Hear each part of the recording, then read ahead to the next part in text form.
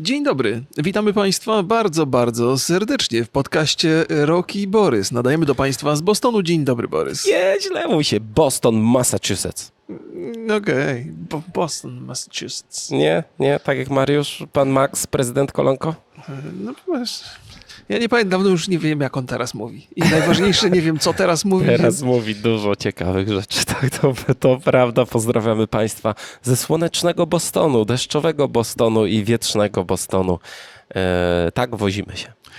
No to wygląda. Faktycznie Boston z reguły bywa chłodniejszy niż reszta tu Ameryki, w tych miejscach przynajmniej, w których byliśmy. Ale dzisiaj jest słonecznie. Tak. Nie jest deszczowo. Dzisiaj piękny, piękny dzień. Dużo żeśmy fajnych zdjęć zrobili, aż szkoda, że nie możemy Państwu pokazać. To musisz tu Państwa odesłać od razu na swojego TikToka, Instagrama, Twittera. Nie wiem, gdzie te zdjęcia Ja zamieszczę. nigdzie, ja żonie wysłam. Musicie Państwo do mojej żony się zgłosić. Żona ma wszystkie. Bardzo, bardzo ciekawa deklaracja, w szczególności jak ten podcast pójdzie. Ciebie jeszcze w Polsce nie będzie. To poczekajcie, aż wrócę do domu. Ja zapraszam na mojego Instagrama, wrzucam tam Insta Stories, więc można sobie zobaczyć. Proszę Państwa, pierwsze ogłoszenie parafialne. Ja chciałbym przypomnieć, że jesteśmy tutaj na GDC i tutaj w Bostonie, dokładnie na PAX-ie, dzięki Centrum Rozwoju Przemysłów Kreatywnych. I super, że mamy takiego partnera i Centrum Rozwoju Przemysłów Kreatywnych poprosiło nas, żebyśmy zerknęli na polskie stoisko na PAX-ie właśnie, czyli tutaj w Bostonie i zobaczyli, czy nam się jakieś gry podobają, czy są jakieś ciekawe gry i o tych polskich grach też opowiemy, bo kilka jest bardzo interesujących. To stoisko było robione wspólnie z Indie Games Polska. Pozdrawiamy Kubę oczywiście serdecznie. No i później na razie sobie tak porozmawiamy, a później o tych konkretnych grach, bo jest kilka ciekawych rzeczy na tym PAX-ie. Zresztą dużo ciekawych rzeczy na tym PAX-ie było, ale to zaraz sobie porozmawiamy. Myślę, że na początku moglibyśmy sobie porozmawiać o takiej rzeczy, którą ja usłyszałem na GDC. O kurde, no nie opowiadaj, że to będziesz sprzedawał najtajniejsze tajności. Dobrze, to pogadajmy sobie. Nie dostałem tutaj żadnych tajności. Rozmawiałem sobie z takim pewnym panem, pozdrawiam serdecznie, który powiedział, że uwaga, będą nowe pady od Xboxa. Oj, to jest gruba sprawa, proszę Państwa. Proszę kopiować linki, póki jeszcze są gorące. Zaraz jest Microsoft. I dwie rzeczy mogą się zmienić. Pierwsza rzecz to jest taka, że będą... zobaczymy, czy to się okaże prawdą. Tak jest. No może podkreślmy, ktoś... tak. Że będą wiesz, różne rozmiary. To mogła być taka plotka wymyślona przez Phila Spencera, żeby sprawdzić, kto puszcza farbę. I każdy z inżynierów dostał inną plotkę i teraz sprawdzają, która wypłynie. To jest możliwe. I po pierwsze, będą różne rozmiary. Znaczy, będzie model większy. Kontrolerów, tak. Nie, bo padów nie wolno mówić w Microsoftie. Ma być, i to jeszcze najprawdopodobniej w tym roku, większy model trochę, no bo jak tutaj informacja, że koszykarze też grają na Xboxie. No. A nie mogą chwycić tego kontrolera, mają za długie paluchy. Właśnie, im się tam miesza i nie trafiają w NBA. I że będzie mniejszy, tak jak ktoś ma mniejsze paluchy. Albo dla dzieciaczków. Albo dla dzieciaczków właśnie. Albo dla kobiet małych, takich z drobnymi, pięknymi dłoniami. Tak. Ale najważniejsze jest to, że zapowiada się też pad z haptyką, która będzie podobna do tej z DualSense'a, którego absolutnie uwielbiam. Zobaczymy, proszę Państwa, proszę sprawdzać mnie tutaj, czy te informacje, które zdobyłem, okażą się prawdą, czy może się nie okażą. Zdobyłeś. Nie było podobno takie trudne wcale. Nie było. Absolutnie. Jakby same te informacje do mnie przyszły, że tak powiem. Tak jest, tak. Wystarczy chcieć ludzi słuchać i interesować się ich robotą i z chęcią mówią. Tak, bardzo ludzie. To jest też tak, że wiele osób pracuje przy projektach, które są tajne, łamane przez poufne i nic nie mogą opowiedzieć, a często są dumni z tych projektów. I my raczej trzymamy się takiej zasady, że jeżeli ktoś nam coś powie i potem powie, ale słuchaj, nie mów tego nikomu absolutnie, to nie mówimy. Natomiast w tym przypadku nie, ta to informacja... tak oficjalnie w grupie kilku osób, jak że tak powiem, było to powiedziane tak, ciekawe, to ciekawe jest. No ja czekam, bo to haptyka w padach to coś bardzo, bardzo co trafiło w moje serduszko i bardzo dobrze się sprawdza, więc czekam. No mam nadzieję, że MS wypuści te nowe pady, bo no ja nie wiem od ilu lat, no to one się niewiele zmieniły. To prawda, to prawda. A ty potrzebujesz większego? That what she said. Przepraszam, nie. Nie potrzebujesz. Nie, Mam odpowiedni rozmiar. No dobrze. Myślałem, że ty też bo też jesteś duży. Nie.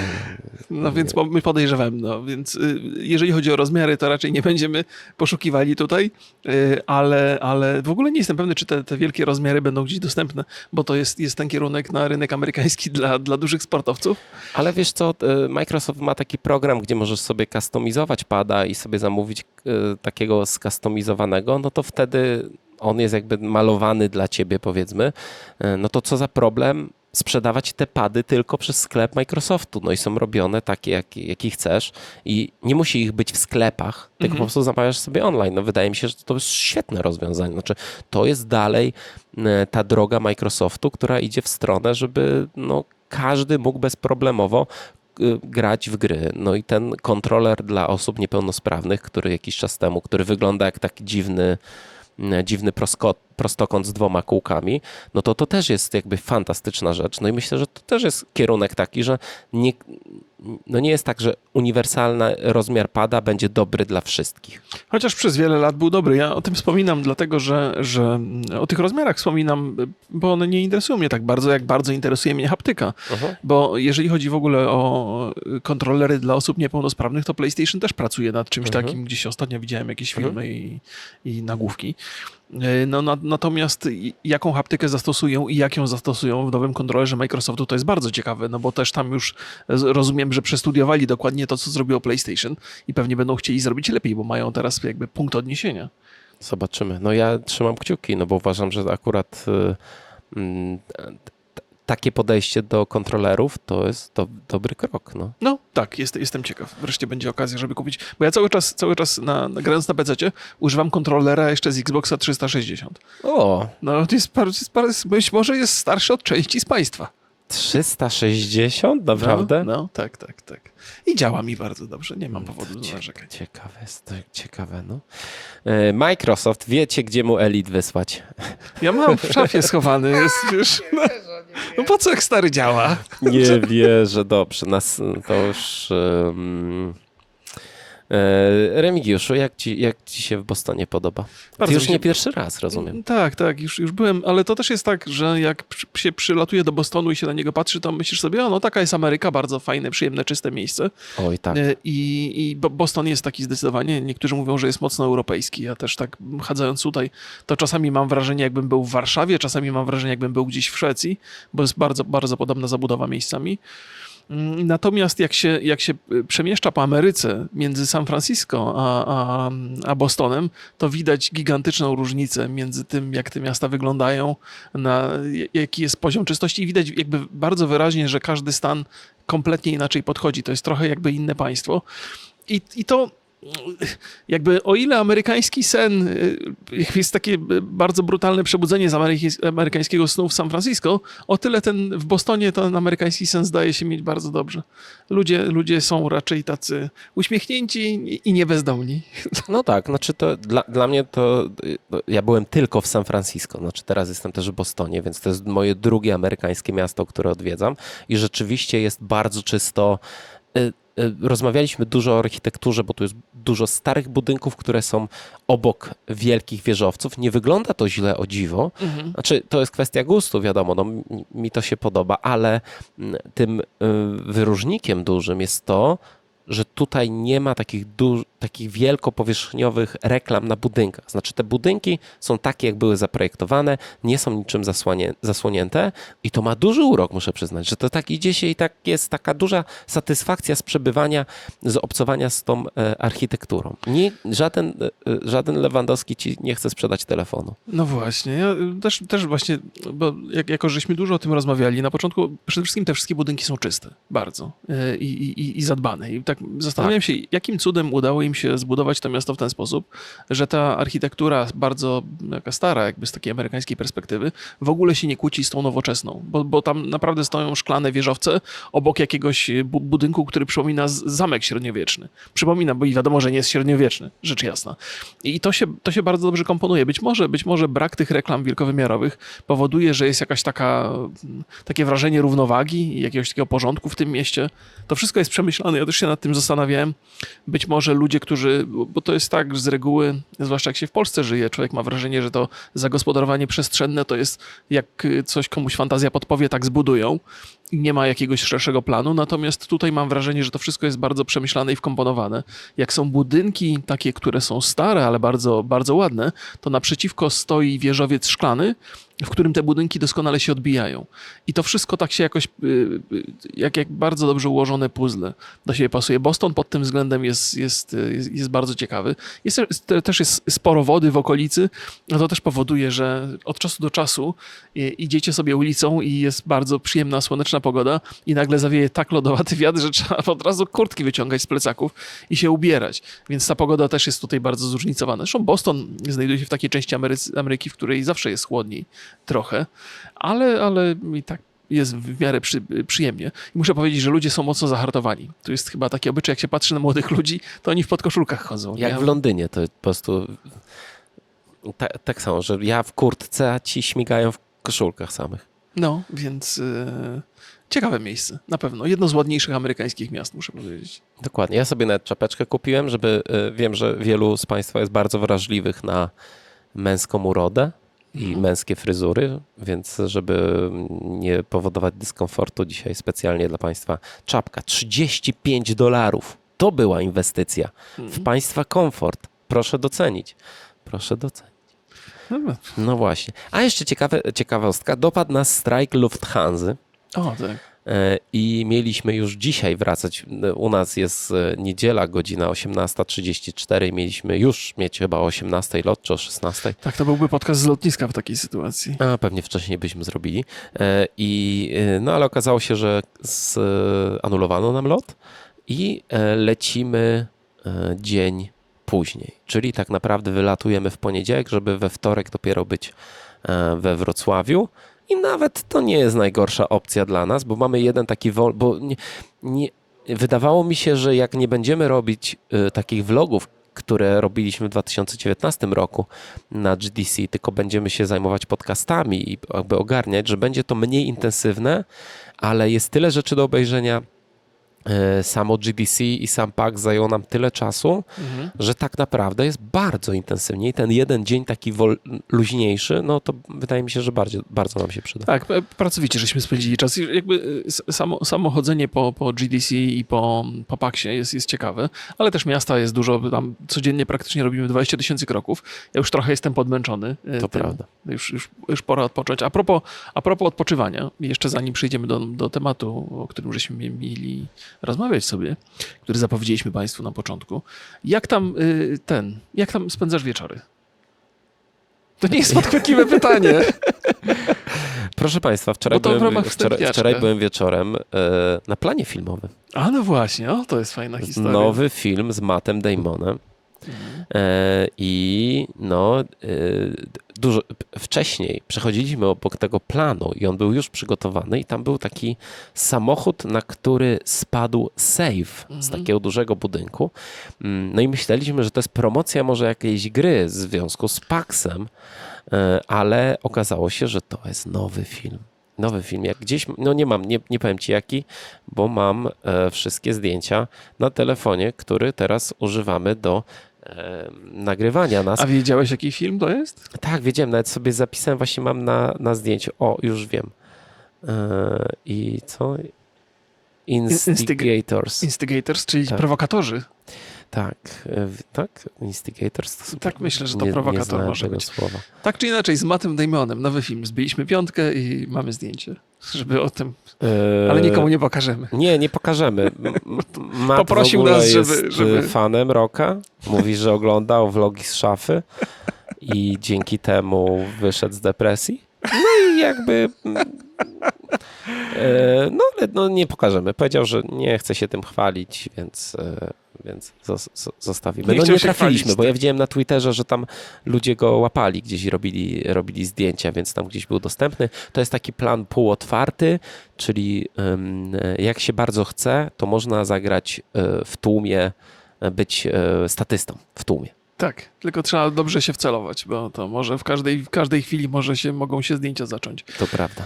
I zadałem ci pytanie, które jest być może trochę prowokujące, być może zabrzmiało Ja nie z naszej piłem. perspektywy. O to pytasz? No, nikt nie jeździ do Stanów Zjednoczonych, żeby pić alkohol. Jeżeli już to marnowanie używek, To powiedziałbym. prawda, to prawda. I w związku z tym, że wieczory już są takie odpoczynkowe i tu niewiele jest do robienia, chociaż Borys jest taki, że on wychodzi, bo Borys jest światowiec, ja to już jestem zmęczony i sobie gdzieś tam No, odpoczywam. w tym wieku, no to ja też może już będę No być odpoczywał w może, fotelu. być może. Więc ja, proszę Państwa, w ramach wstępniaczka powiem o serialach, które sobie obejrzałem. I to jest jeszcze w ogóle, ściągnąłem sobie w Polsce dużo seriali, żeby obejrzeć w samolocie. Okazało się, że mi starczyło na samolot, jeszcze na pobyt i jeszcze jak będę wracał. Ale to Państwu opowiem i polecę z czystym sumieniem. Terapię bez trzymanki wielokrotnie żeśmy o tym rozmawiali. Tak, świetny serial. Wyszedł 10. odcinek finałowy i absolutnie, to jest z Harrisonem Fordem i z Ty Jasonem Siegelem. musisz zobaczyć Teda Lasso w takim razie. Ja Bo to oglądałem, jest- tak, oglądałem oglądałeś? pierwsze 2 sezony Teda Lasso oglądałem. No właśnie to- czekam, aż się pojawi trzeci cały, bo mi się nie chce tak na... Ja Fantastyczny, na bieżąco. bardzo, bardzo przyjemny, bardzo ciepły. I czekam na kolejny sezon, na pewno będzie, bo pierwszy sezon kończy się cliffhangerem. Ci, którzy oglądali, docenią ten dobór słów, na pewno, ale to nie wszyscy jeszcze oglądali, bo Boris nie widział jeszcze ostatniego odcinka, nie? Więc to Państwu polecamy obaj z czystym sumieniem. Z moich osobistych jeszcze rzeczy to Kulawe konie z Garym Oldmanem na Apple TV, serial sensacyjny o takiej brytyjskiej jednostce straceńców, o agentach, którzy się nie sprawdzili, ale teraz być może mają szansę i to też bardzo się przyjemnie ogląda. Też są 2 sezony, taki kryminał, trochę szpiegowski film w starym, dobrym stylu, właściwie serial. Więc to Państwu polecam. I jeszcze 2 rzeczy chciałbym. Jest nowy stand-up Chrisa Rocka na Netflixie. Jak ktoś chce zobaczyć, jak się rozlicza z Willem Smithem, to polecam bardzo gorąco, bo to bardzo On było też od pewnego dotkliwe. czasu jest, nie? Tak, on jest od jakiegoś czasu dostępny. No i w ramach stand-upu polecam też Toma Papę. To ma papę? No nie wiem jak to, bo Tom Papa to każdy powinien skojarzyć, ale Toma Papę to już może być trudniej. Ale tam jest on chyba ze 4 stand-upy są jego na Netflixie, to jest bardzo kulturalny facecik. Dużo opowiada o rodzinie, w ogóle nie przeklina, mimo to jest zabawny i z przyjemnością to sobie obejrzałem. I wróciłem do Homecoming, także oglądania takiego serialu, którego ty żeś polecał kiedyś. Z Julią Roberts jest pierwszy sezon. Tak. O ile się orientuję, też jest wart uwagi. Tak, dokładnie. Czy my coś chcemy jeszcze ciekawego? Ale dobry ramen dzisiaj jadłem. O Jezu, no. W Bostonie trochę zajęło nam znalezienie dobrego jedzenia. Słuchajcie, najlepsze jest to, że w Polsce ramen jest relatywnie drogi. Znaczy tutaj ramen, ten, który ja jadłem, kosztował $15, czyli mniej więcej tyle, co każde inne danie w knajpie. Mhm. Tak. No, od 13 do 20 powiedzmy są te dania, więc i ja jestem przyzwyczajony, bo ja bardzo lubię ramen oczywiście i jestem przyzwyczajony, że jednak ramen to jest takie danie, które jest relatywnie droższe niż inne dania, w Polsce przynajmniej. Ja mam takie wrażenie, może się mylę, ale parę ramenów jadłem. A tutaj jest po prostu na takim normalnym, chyba zaraz jak skończymy ogarniać, to pójdziemy sobie na kolację na ramen. Tak podejrzewam, bo prawda jest taka, że ja zjadłem to na śniadanie i ja do tej pory bardzo się nasycony czuję tym ramenem. Tak? No bo to zupa to w ogóle danie idealne, ramen, muszę przyznać. Że to będę próbował w domu robić jakieś takie wariacje na temat. Czyli wezmę sobie jakąś zupę i zobaczę, jakie dodatki do tego pasują, żeby zrobić pełnowymiarowy posiłek. A jakie są twoje wrażenia po wizycie w Dunkin' Donuts? No takie średnie. Wypiłem kawę. Kawa tutaj w Stanach, przynajmniej tą, którą ja piję, zawsze smakuje bardzo podobnie. A pączek taki niby światowa sieć i smakował jak taki z Biedronki. No, Więc nic specjalnego. W ogóle jedzenie tutaj jestem raczej No oczywiście Boston to jest seafood, nie? To są owoce morza głównie, więc ja to, proszę Państwa, to ja nie sprawdzam. Remigiusz jadł takiego hot doga z homarem. Homarem, tak. Homarem, tak. Tak, to pozdrawiam Radka bardzo serdecznie. Zostaliśmy zaproszeni na obiadek i takiego homara. O właśnie, proszę Państwa, my Hot tu doga. transparentność. Szef PR-u zabrał nas z CDP-u na obiad i zapłacił za nas, więc teraz tylko pozytywne opinie. Tak jest, tak, no, to prawda, to prawda. A że zbliża się dodatek do Cyberpunka, to na pewno się zwróci ten obiad. To jest niezwykłe dwuznaczne stwierdzenie. Tak. O Boże drogi. Załapałem to dopiero. Fantastyczne. Bardzo, Uznajmy, bardzo. że to celowo powiedzieć. Świetnie, tak. Że tak. I... Właśnie, bo nagraliśmy z Pawłem Sasko podcast. No i tak. 2 godziny. W trudnych warunkach, muszę przyznać, ale już przesłuchałem kawałek i no wydaje mi się, że to bardzo ciekawa rzecz nam wyszła.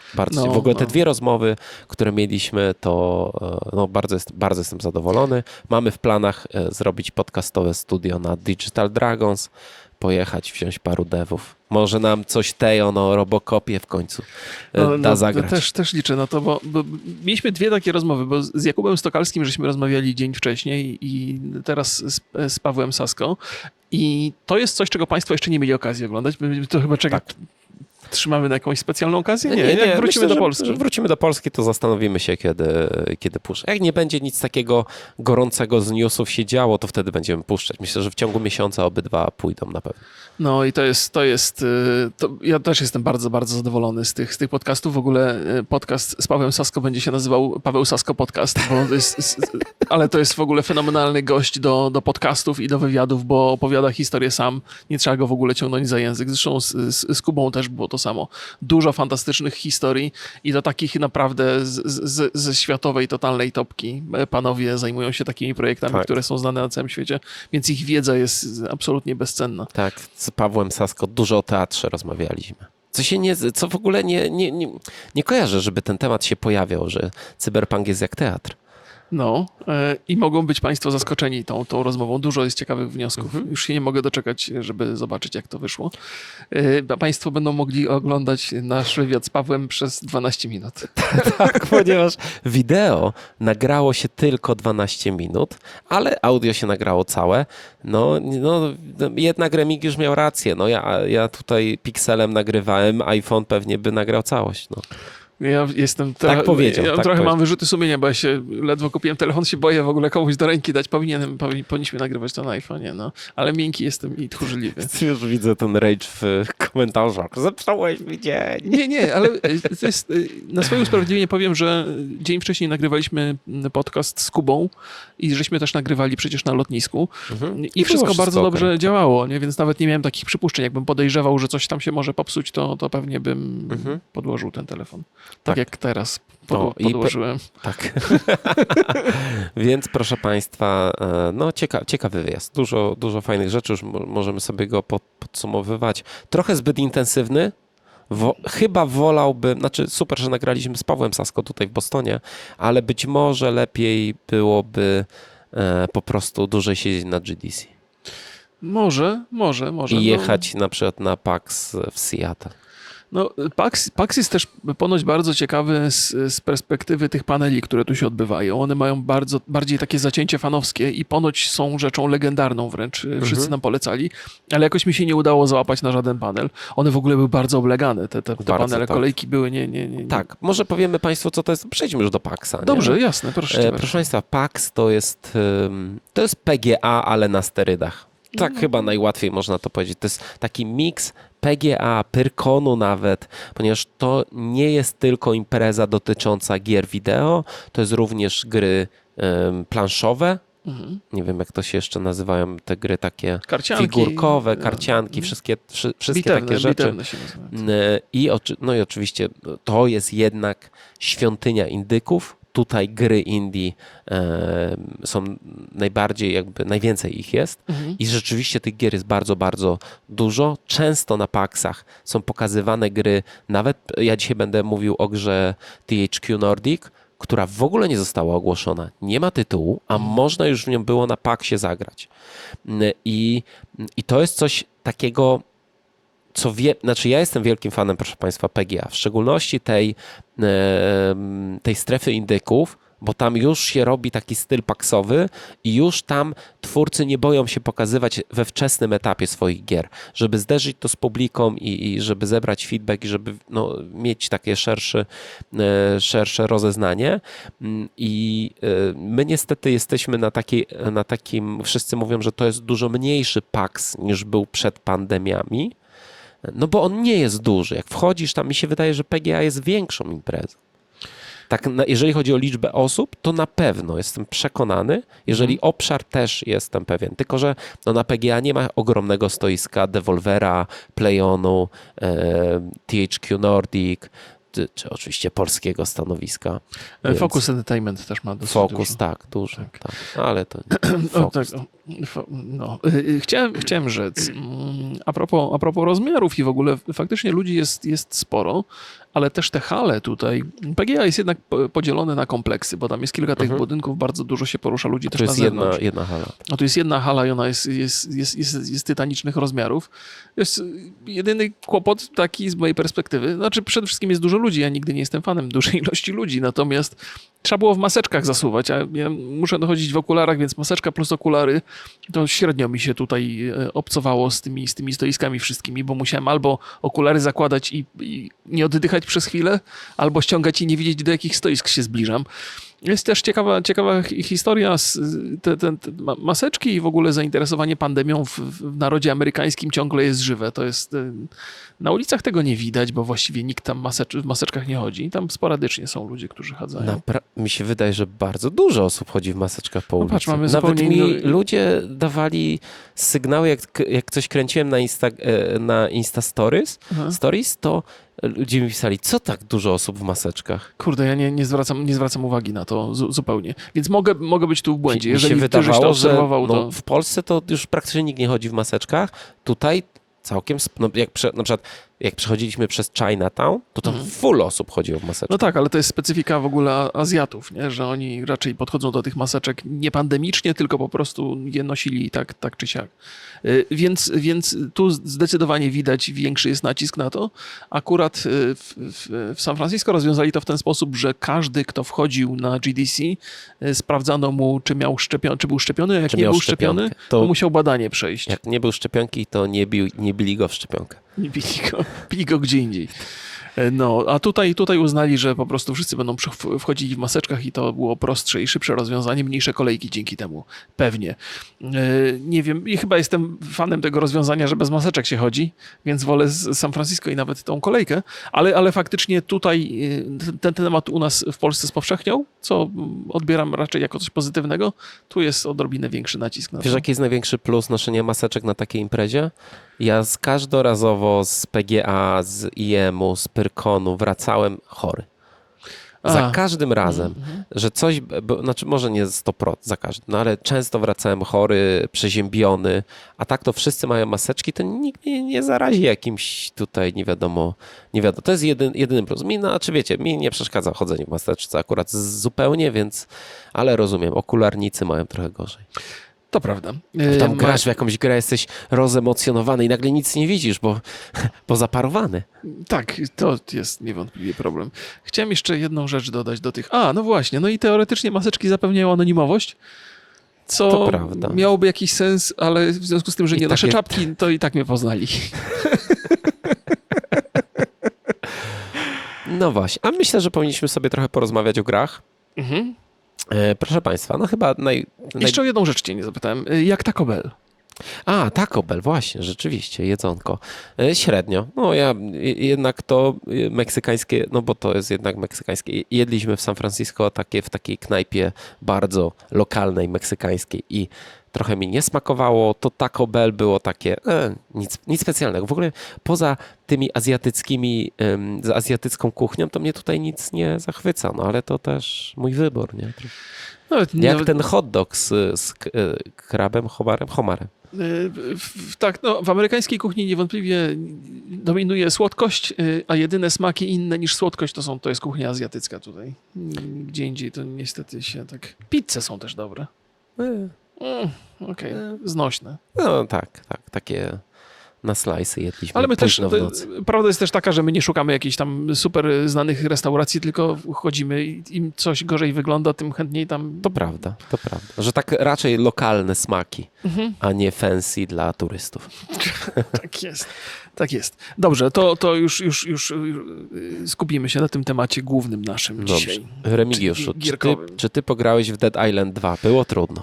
Było trudno, tak, bo była kolejka, wszyscy znamy twój swobodny stosunek do kolejek i ja się nie załapałem, ale popatrzyłem sobie dużo, jak ludzie grają, co pewnie nie jest jakąś ważną wiedzą, ale tą wiedzą ważną podzieli się z wami Borys. Tak czy inaczej miałem okazję poobserwować i na szybko opowiem, moje spostrzeżenia są takie, że gra wygląda bardzo płynnie, ludzie sobie radzą z nią doskonale, chodzi ładnie, wygląda ładnie i z perspektywy oglądacza jest bardzo, bardzo okej. Pewnie nie będzie to wielki hicior z wielkim otwartym światem, już wiemy, że nie będzie to otwarty świat, ale wydaje mi się, że gra będzie porządnie zrobiona. I że to będzie porządna gra, która nie ma tam jakichś wielkich wodotrysków, nie jest jakimś wykwintnym dziełem. Tak. Ja grałem. Oczywiście moje polskie cwaniactwo tutaj wygrało i od razu złapałem pana Otto, pozdrawiam z Plejona. I on mówi, no nie ma miejsca dla prasy już, no już nic nie wymyślimy, bo do końca eventu są sloty zablokowane. A ja mówię mu, no dobra, no to masz tutaj mojego maila czy coś i jak tylko zwolni się slot, albo ktoś nie przyjdzie, albo ktoś szybciej skończy i będzie, nie wiem, pół godziny, to ja wchodzę i chcę zagrać, nie? No bo nie ogarnęliśmy trochę, no muszę przyznać, przez ten cały GDC i PAX-owy zamieszanie to nie zabukowaliśmy sobie, no ale okazało się, że po 15 minutach miałem prawie półgodzinnego slota, więc się udało bardzo szybko. No grałem, no myślę, że nie całe pół godziny, ale po pierwsze, gra wygląda bardzo dobrze i to muszę rzeczywiście powiedzieć, że tam jest duży detal, ciekawa gra świateł. Też ja grałem w taki level, który dzieje się na molo i to się dzieje w nocy. Więc my mamy latarkę, te neony sobie świecą, wszystko jest takie bardzo kolorowe i pełne detalu. I to jest, muszę przyznać, duży plus. Walka jest bardzo mocno różnorodna. To był już taki etap gry, gdzie miałem do wyboru katanę, miałem do wyboru młot, miałem takie pazury z prądem i siekierę ogniową, więc takie bardziej z Dead Rising kojarzące się rzeczy. I na przykład kataną zupełnie inaczej się gra. Znaczy najprościej było odcinać zombiakom stópki. Pozdrawiam wszystkich stópkarzy. Jest taka, czy można zabrać sobie stópkę? Nie wiem, czy ten fetysz można zrealizować w grze o zombie. No, znajdzie się ktoś chętny na pewno. I czuć było, dosyć sprawnie potrafiłem wcelować w tą kończynę, którą chciałem odciąć, bo sobie tak sprawdzałem, czy to będzie takie, że gdzieś tam walę, czy jak się zastanowię, to będzie lepiej. I rzeczywiście, jak chce się celować w rękę, nogę, kolano, to można to robić i można to robić sprawnie, więc nawet jestem zaskoczony, że ta walka daje dosyć sporo satysfakcji, ale wydaje mi się, że to jest core tej gry. Ta fabuła, którą już tam wiele osób opiniowało, bo miało dostęp do większej części gry, no to raczej nie zebrała specjalnie dobrych opinii, ale gameplay i grafika zbiera raczej dobre. I tak to wygląda. Ta gra, tylko że ja mam jeden problem. Są bardzo powtarzalne zombiaki.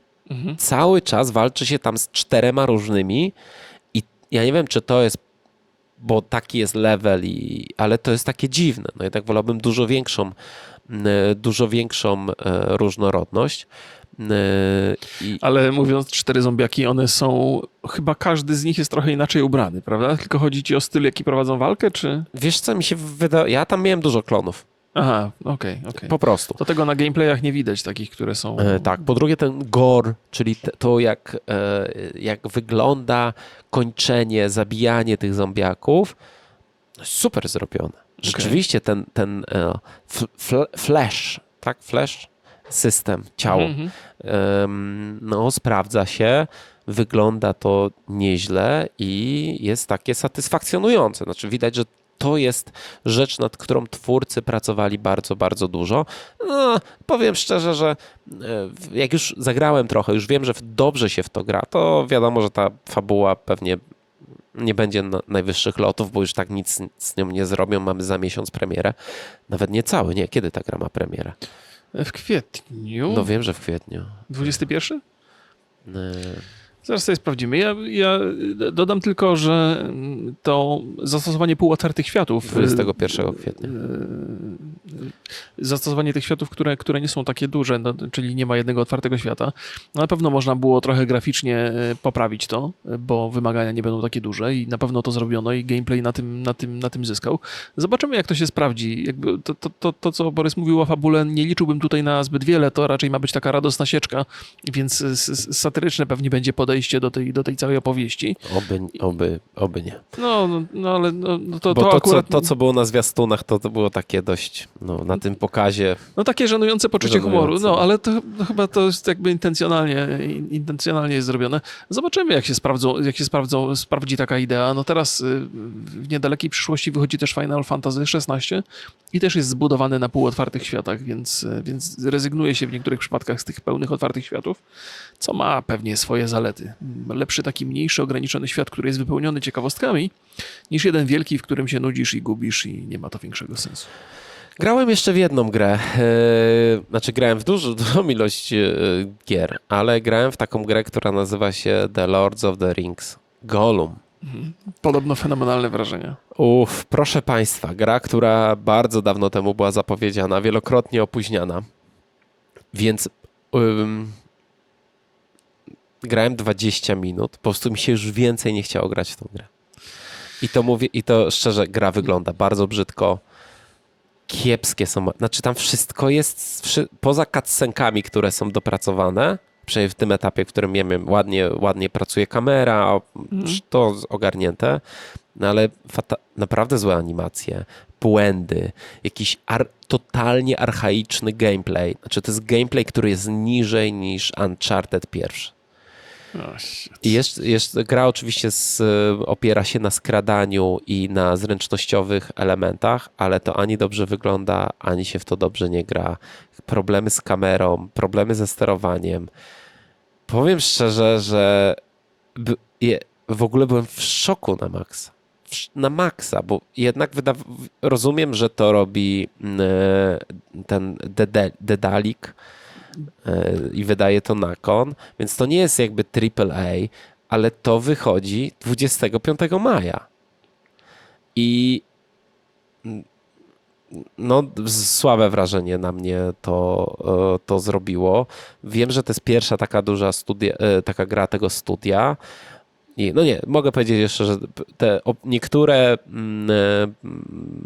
obszary, po których się poruszamy, są ciekawie zrobione, ale gameplayowo to nie ma nic ciekawego, przynajmniej na tym wstępnym etapie, nic ciekawego nie ma do zaoferowania i jestem totalnie, no proszę naprawdę, jak ktoś czeka bardzo na tą grę. Proszę się nie napalać. No proszę się nie napalać. Ale to my żeśmy to raczej nie jest rozczarowanie, bo tego żeśmy się spodziewali, zresztą uprzedzaliśmy Państwa, że to może być taki projekt niedopieszczony do końca.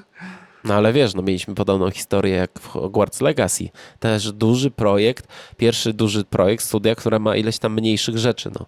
Dedalik wcześniej jednak przygodówki robił. No tak. No nie, no oczywiście wszystko mogło się wydarzyć, mogło się okazać, że zrobią wyśmienitą grę. Na razie nasze doświadczenia nie wskazują na to. To prawda. Czy ty chcesz porozmawiać o jakiejś grze? Jest parę takich rzeczy, o których chciałem porozmawiać, ale pomyślałem sobie, że może sięgnę najpierw po te polskie produkcje, które zwróciły moją uwagę. Dobrze. A potem sobie opowiem jako dodatkową rzecz te pozostałe gry, bo jest sporo takich tytułów, o których Państwo pewnie nie słyszeli. Wśród tych polskich gier też, bo zdarzało mi się o tym rozmawiać i być może część z Państwa pamięta, ja polecałem, żeby sobie to dodać do listy obserwowanych na Steamie przynajmniej. Jak się nazywały? Wishlista. Pandemic Train O tym żeśmy rozmawiali. mówili. Widzieliśmy to chyba gdzie? W Krakowie, w Poznaniu. W Poznaniu żeśmy to widzieli na W PGA. Poznaniu to widzieliśmy na PGA. Jest bardzo, bardzo ciekawa idea, gdzie ona jest jakby chyba żywcem zaczerpnięta z metro, gdzie podróżujemy pociągiem, ale ten pociąg nie tylko jest środkiem podróży, ale też taką bazą, którą rozbudowujemy w oparciu o przygody, które przeżywamy wychodząc z pociągu. Więc nasza podróż od początku do końca ma się sprowadzić do tego, że w świecie pochłoniętym przez apokalipsę musimy się dowiedzieć, co się stało. Jest przyczyną upadku była choroba, musimy się dowiedzieć, co to za choroba, może znaleźć jakiś sposób na to, żeby tą chorobę zwalczyć. Więc to jest... Większość akcji jest przedstawiona w perspektywie izometrycznej, tam jeszcze jest trochę pracy do zrobienia, ale uważam, że pomysł jest bardzo dobry i że to może być, że to może chwycić. W sensie to jest oczywiście mniejsza produkcja, ale jest bardzo, bardzo ciekawa. Dobrą referencją jest to, że to jest takie trochę This War of Mine, tylko że poruszamy się pociągiem. Że jakby no i to oczywiście mamy też walkę tutaj, gdzie w This War of Mine to było dosyć takie uproszczone, ale tutaj jest jakby, że ta nasza baza, ten dom, który mieliśmy w This War of Mine, to tutaj jest pociągiem, my zwiedzamy sobie jakby różne biomy, miejsca i no to takie bardzo, przynajmniej dla mnie pobudzające wyobraźnię, że mamy grę, gdzie właśnie post-apo zwiedzamy pociągiem. Tak jak w Metro też to było takie ciekawie zrobione. No i oczywiście gra była prezentowana, proszę Państwa, na polskim stoisku.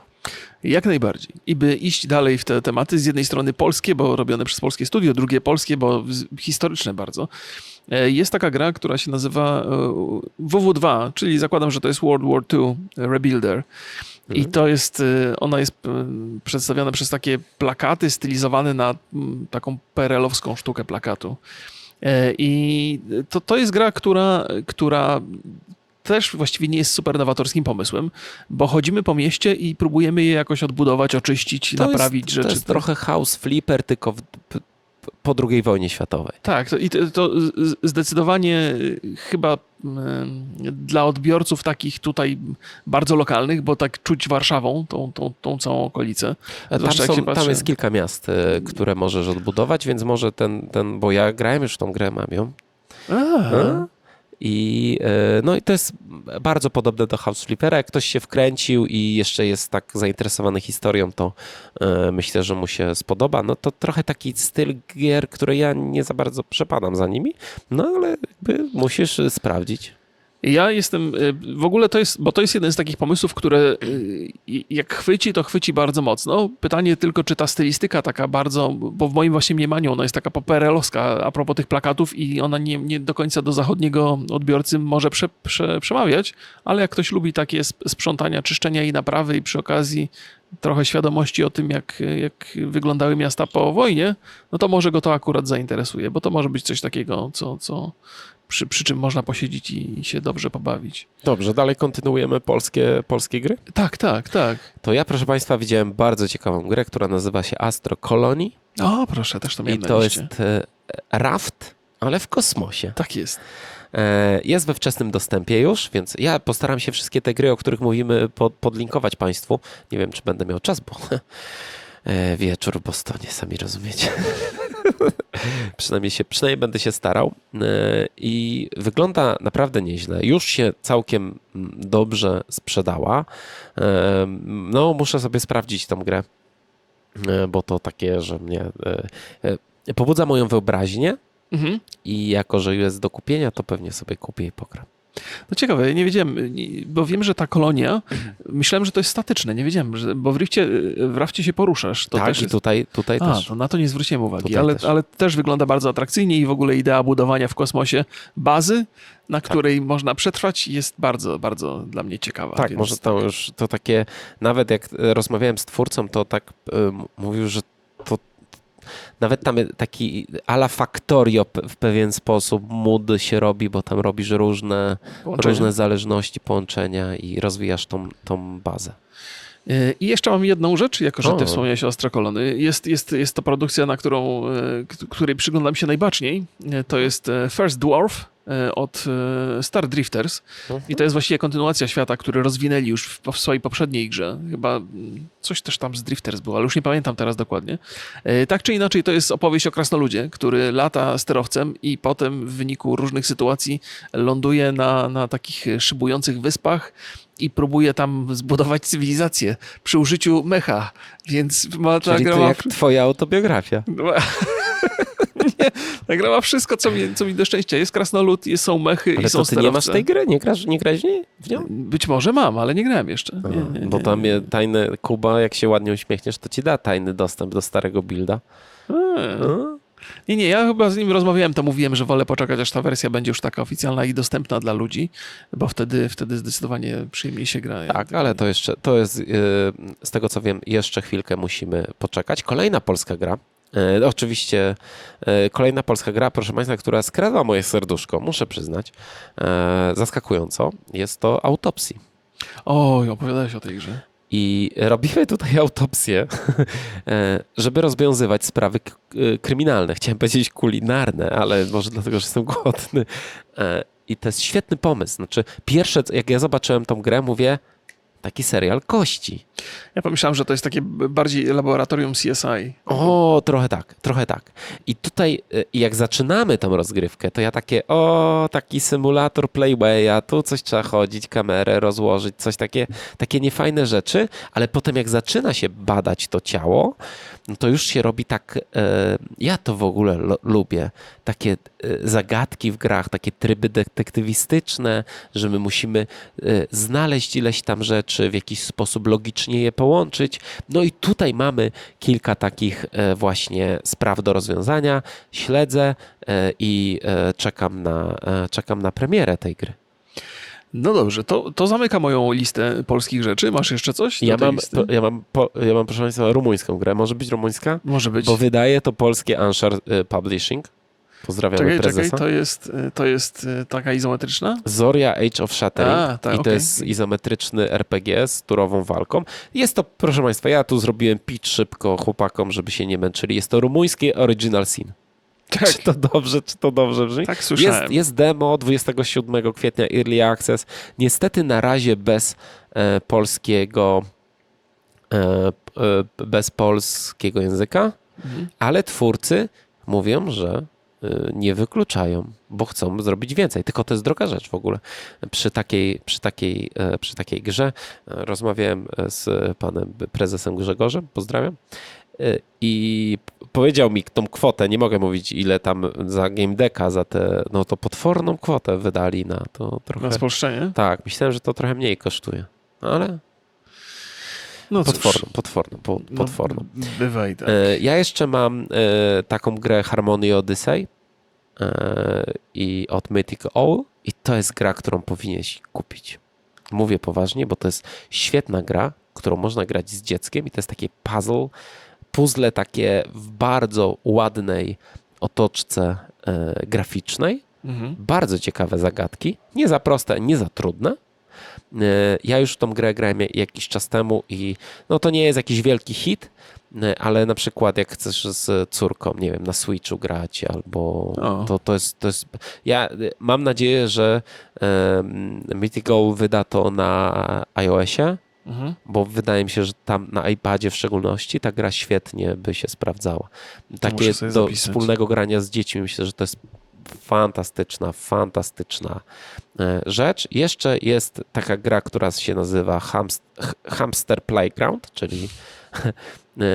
czyli no, Boże, jak to ładnie powiedzieć, plac zabaw chomiczków. I to też jest takie połączenie trochę Tamagotchi, no nie wiem czy to dokładnie, no ale trochę sobie hodujemy te chomiki. Tamagotchi i Mario Party. Mario Party to jest jedna z najlepszych gier imprezowych w ogóle jaka istnieje, jest fantastyczna. No i tutaj mamy trochę podobne, mamy takie wyścigi tych chomików, które polegają na takich bardzo prostych giereczkach. No i to jak grasz w kilka osób, to się sprawdza. Gra jest już dostępna oczywiście na Steamie, więc zapewne link Państwo będą mieli w opisie. Jak ktoś już się znudził Mario Party, to myślę, że to jest że to jest ciekawa alternatywa. Podobno żaden chomik nie został skrzywdzony podczas produkcji tej gry, więc Mam dodatkowy plus. Mam nadzieję, mam absolutnie nadzieję. Proszę Państwa, ja mam jeszcze taką listę rzeczy dodatkowych, które bardzo zwróciły moją uwagę i być może Państwa też zainteresują. Opowiem Państwu tak. Po pierwsze, Outcast to jest produkcja, którą powinni Państwo kojarzyć. Tam było kilka pomysłów na robienie remake'ów, jakiejś takiej starej wersji. To już jest pieśń przeszłości, bo teraz zapowiada się Outcast 2, A New Beginning. Była dostępna na targach grywalna wersja i wygląda to bardzo dobrze. System walki jest całkiem sprawny, poruszanie się jest świetne i gra wygląda bardzo, bardzo atrakcyjnie. Nie wiem do końca na jakim silniku to jest zrobione, ale działa nieźle. Tak na zewnątrz, w świecie gry, takim otwartym, jak i wewnątrz w budynkach wszystko prezentuje się bardzo dobrze. Więc jeżeli ktoś sobie ostrzył tam trochę zęby na tą grę, albo gdzieś ją kojarzy, to może warto przyjrzeć się bliżej i pooglądać jakieś trailery, bo to jest coś, co może was zaskoczyć. Ale to jest jedna z takich produkcji, o których na pewno żeście słyszeli, jeżeli trochę gdzieś tam głębiej drążycie w tym giereczkowie. Natomiast mam też dla Państwa kilka takich polecajek, o których mieliście prawo nie usłyszeć, bo to są małe studia. Pierwsza gra nazywa się Homesick. To jest jedna z moich ulubionych kategorii, bo to jest builder post-apo. I tych gier, bo wychodziło ostatnio trochę, ale nie były one przesadnie... Nie były idealne. O tak. To robi Iterative Collective. Nazywa się to Homesick i wygląda bardzo dobrze. Ja miałem okazję posiedzieć przy tym może ze 20 minut i jest bardzo sprawne i bardzo ładne, więc rzućcie sobie na to okiem, jeżeli takie sim was interesują. Ja to jak gram w te gry na tych targach, tam jest jakby, nie wiem, standaryzacja pod niskie osoby i mnie tak plecy bolą, jak postoję dłużej. No, Co, niestety koszykarze nie przychodzą tutaj. Niestety. A nie masz tak, bo czasami na tych stoiskach jest tak, że jest ekran na poziomie oczu niskiej osoby i na górze jest jeszcze dodatkowy ekran. To może powinieneś patrzeć do góry. Nie spotkałem się z tym, żeby moje stanowisko było podpięte do tego dużego ekranu. No to współczuję ci bardzo. I kolejna produkcja, która bardzo mi się spodobała, to się nazywa... Okulary tu. Bulwark to jest... Ten tytuł wiedziałem od razu jaki jest, ale Falconer Chronicles. Nie wiem, czy to nie jest czasem świat zbudowany na podstawie jakiejś książki, ale nie jestem do końca pewny. Natomiast wizualnie wygląda super atrakcyjnie. Tam gra jest podzielona na dwie fazy.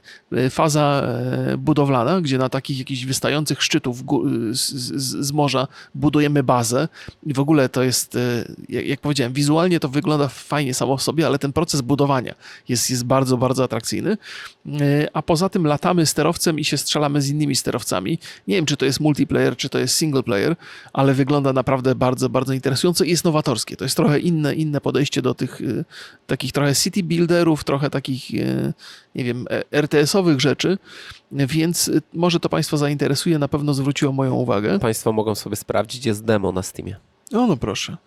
I to moja osobista najulubieńsza gierka, ostatnio też już mam ją, jest chyba w Early Accessie, na pewno jest demo dostępne, Everspace 2. Ma premierę 6 kwietnia, zapowiada się to bardzo dobrze, tutaj też było w wersji grywalnej dostępne do pogrania, ale to nie zauważyłem, żeby się różniło jakoś tam dramatycznie od tego dema, które jest dostępne. To też warto sobie śledzić, to jest gra, która jest...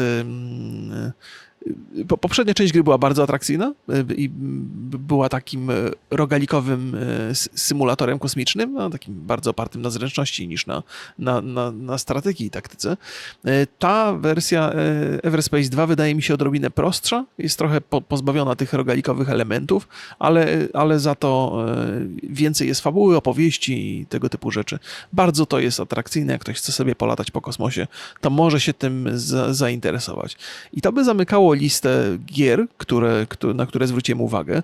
Ta produkcja, o której Borys wspominał na początku przez THQ Nordic, to jest Unannounced Train Project, to się nazywa. Tak, podobnież, czyli w ogóle to jest bardzo ciekawe, że THQ pokazuje grę, która nie ma karty na Steamie, nie ma tytułu. Train podobnież będzie w tytule. Aha. Nie widziałem tam żadnych pociągów. No ale to mi się zaraz pomyślałem, Holender, to wpadli na taki sam pomysł jak Polacy tutaj z tą grą o pociągu, czyli Pandemic Train. Ale to trochę jest inna opowieść. To jest zupełnie, ponieważ proszę Państwa, ta gra to jest połączenie Commandosów czy Desperado, które jest nowsze, i Company of Heroes. I jest to gra taktyczna, można tak powiedzieć. Przypomina RTS-a, ale mamy określoną drużynę, zbieramy rzeczy, na przykład tam w misji na początku trzeba było naprawić most, odbić wioskę i muszę przyznać, tak jak nowe Company of Heroes nie skradło mojego serduszka, tak tutaj pograłem w to i mówię, wow, to jest świetny pomysł, znaczy, że ktoś skrosował te gry, to działało po prostu na mnie. Znaczy, to jest taka gra, gdzie na pewno będę chciał ją sobie sprawdzić, jak wyjdzie, tylko nawet nie wiadomo, jaką ma nazwę. Tak, no na razie nic nie wiadomo, to prawda. I to jest oczywiście widok izometryczny, tak jak i Commandos i Company of Heroes, więc będę śledził tą grę i jak będzie już wiadomo, jak będzie się nazywać, to Państwu oczywiście powiemy. Kolejna gra, w którą grałem, to jest Wreck Nation. Wreck Creation. I to jest taki trochę Burnout vibe, ale niestety ta gra była w dziwnej, bardzo słaba optymalizacja tam była. Jeżeli są szybkie wyścigi, które opierają się na zderzeniach i rwie ci tą grę, no to nie fajnie się gra. No ale jest tutaj właśnie tryb wyścigów, tryb DJ-a, gdzie my możemy sobie jakby na żywo generować pewne przeszkody i tworzyć tą trasę, i tryb Explore, czyli taki otwarty świat. No i jak te wyścigi jeszcze dają radę, tak reszta tych trybów, w szczególności otwarty świat, który jest super pustym miejscem i nie wiem, co tam jest, no to mam sporo obaw, ale muszę przyznać, że dobrze się grało. Znaczy te Wreckfesty, no bo to jest jakby kolejna część Wreck Creation, no to ja lubię te gry, podoba mi się to tam, w szczególności tu jest podczas tych wyścigów bardzo mocny vibe Burnouta, duże poczucie satysfakcji przy wyprzedzaniu, przy rozwalaniu przeciwników, no tylko ta optymalizacja, no to leży. No to nie sądzę, żeby na targach mieli jakieś słabe komputery, tylko raczej spadek klatek był bardzo, bardzo, bardzo widoczny. Okej. Czy mamy jeszcze jakieś historie? No nie, gamingowe?